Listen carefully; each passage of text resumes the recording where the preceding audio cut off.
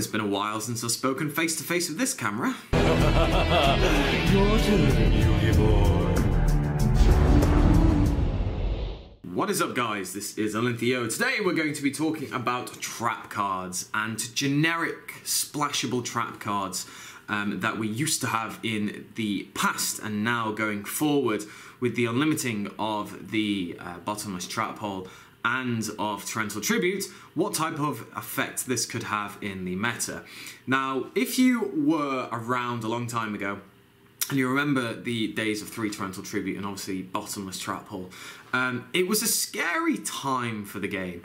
Scary in the fact that if your opponent had any form of back row, you assumed, like, it was just a flat out assumption that 8 times out of 10, because taking into account bluffs, 8 times out of 10, that would be a reactional trap card. It would either be something like a bottomless trap hole or a torrential tribute, or it'd be like a dimensional prison. Things like that you would expect, or even going back really far into Sakuretsu armor.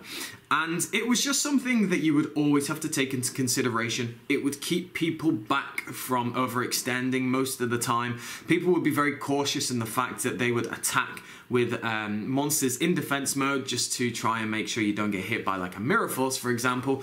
But in the past couple of years, we haven't really had that with, you know, bottomless trap hole at 1, torrential tribute at 1, things like a dimensional fusion just not relevant anymore. Compulsory evacuation device at 1 still is at 1. I think that's going to be one of the next ones to go to 3 in the next couple of lists. And it was just something that people have kind of forgotten about. It's like Gauze. People aren't really scared to attack anymore because no one plays it. But I feel that it's going to make an impact again, not Gauze, the traps. So let's talk about it. So when we used to build our decks, there used to be a lot of the staple trap cards that people would put in, and it would be those one-offs that I spoke about, the bottomless trap or the torrential tributes, the compulsory evacuation devices, you know, all these cards with the warning and the solemn brigade. There was just a standard trap card lineup that you would be playing back in the day, and a lot of the decks kind of, while some weren't like others, it was quite similar in the way that you would play. You would have an engine of some form. The engine would take up about, say, half of the deck, and then there would be space for your generic cards, like your Monster Reborns or your trap cards and things like that, and then there'd be a couple of tech cards. And that's how the decks were kind of built up. These days, it's so heavily archetype-based, just because that's the way Konami have gone, that there hasn't been any room for trap cards, and that's why you've seen some fall out of favour.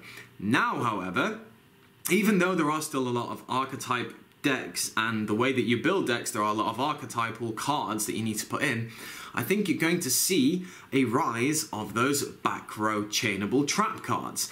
Now, if you don't know what any of these cards do because they haven't been around in a while, bottomless trap hole is basically when a monster is summoned in any way, shape or form, that has attack of 1,500 or more, you destroy and banish them. So if someone pendulum summons and you just bottomless trap hole, there go all their pendulums. And then torrential tribute, whenever a monster's summoned, you flip it up and destroy all monsters on the field. So there are very, very powerful cards, very big blowout cards. And torrential tribute was one of the main cards that would always punish people who would overextend. It was a card that always kept people in check, and that's why I liked it. Now I think duelists are going to have to get used to the fact that torrential tribute, more than bottomless trap hole, is probably going to be used. Bottomless trap hole and torrential tribute both have their pros and cons, but I really like the fact that they are at 3 now, because I think they are great cards. It actually really helps a lot of anti-meta decks, and it also helps a lot of underdog decks. A lot of underdog decks have that space for some powerful trap cards to be able to help them. Like, for example, let's just take a really random example, Toons. I'm now running triple torrential tribute in Toons because it's basically a free Raigeki on my opponent's side of the field, because if I have Toon World, if I have Toon Kingdom up, all my Toons are protected. So it's real good preventional measures that you can put into the deck. Alongside with Solemn Judgment being around, obviously you can play the full Solemn Brigade with Solemn Judgment, Solemn Warning and Solemn Strike. There's a lot of potential for trap cards to be played. Now, if we look at the negatives of it, if we do want to put in 3 bottomless trap hole and 3 torrential tribute, that is 6 slots in a deck. And if you're playing 40 cards, you have 34 left. We know that there are cards like Giant Trunade. No, wait. Giant Trunade's little brother, Hey Trunade. That does unfortunately hit those cards pretty hard. The downside of Hey Trunade is that if it's a chainable card, like if it was a compulsory evacuation device or a continuous spell trap card or something like that, you could activate it and it would do nothing to it. But if it is one of those warnings, if it is one of those bottomless trap holes or torrential tributes, there goes your game plan. It's gone, because you can't really do much unless you have the Solemn Judgment, and then you do activate it, and then you're telling your opponent that all of your back row's live and giving away valuable information. But that's the whole point of this type of thing. You're meant to feel out what your opponent has in their back row with cards like Hey Trunade. It does seem strange to me that this is now a viable option. It is possible to play chainable trap cards like we once knew it. And they are the generic chainable trap cards. Bottomless Trap Hole and Torrential Tribute were once powerhouses in the game. That's why they were at 1. They were considered too powerful, just because they were considerably unfair. But they're not unfair anymore, just because the way you can recur advantage back now, the way that decks are built, and just in general, the way that we see the game as it is now. It has progressed differently. We play differently. But I think in the fact that we play differently, it's going to catch out a lot of players. Bottomless Trap Hole might end up being just a little bit too ridiculous when it's played at 3. Just think of all the times you could have played Bottomless Trap Hole at 3 when it was at 1, for example, and think of all those boss monsters that couldn't be protected from, you know, this Bottomless Trap Hole. Just think if we had 3 Bottomless Trap Hole in the Pendulum days. That would have been absolutely insane. That would have probably curbed Pendulums quite heavily. Torrential Tribute was basically just a free turn for the person who was playing Torrential Tribute. If they did Pendulum Summon, they go Pendulum Summon from the extra deck or hand, TT. Okay, well, they all go back there for a turn. So they are very powerful cards. And with Solemn Judgment as well, I think we're going to see more people playing, obviously, Solemn Judgment. I did discussion on that a while ago.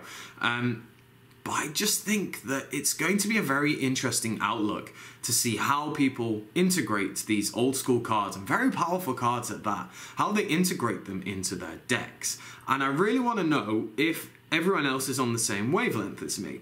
Do you remember how Bottomless Trap Hole and TT were? TT hasn't been at more than 1 in a very, very long time. The same with Bottomless Trap Hole. But they are still incredibly good cards. Do I honestly think we're going to see them played in the meta? I think that's the most important thing. Do we think we'll see those cards in the meta? Yes, I definitely think you'll see Solemn Judgment in the meta. I don't think it's going to be too powerful. I think it will be just about right. Bottomless Trap Hole and Torrential Tribute will be played. I think you'll probably see more Bottomless than TT, but it depends on the deck. It depends what the deck can do. I've already seen people putting 3 Torrential Tribute in Burning Abyss, for example, and that's not too bad because obviously it works towards the strategy of the deck and achieves the goals while destructing your opponent. Bottomless Trap Hole is just a generic free activation on monster removal, and if you use it on people's links that they are, you know, really investing a lot of cards into, it's kind of devastating. And it also removes it from the game, so that's why Bottomless Trap Hole was always so powerful. So I want to know what you guys think of these chainable generic trap cards, the cookie cutter trap cards of the Yu-Gi-Oh game. Do you think we're actually going to see them played? Or do you just think they're just going to fall by the wayside? It's correct of Konami to bring them back. Regardless, I think it was correct. No matter what happens, I think it's the right thing to do to bring it back. Compulsory evacuation device is the next thing they should do. Probably to 2, then to 3. Just to keep it nice and easy, unless they do another big clear out and then it can go to 3. So that's it. Let me know down in the comment section below. Make sure to give me a like, comment and subscribe, and I should catch you guys later.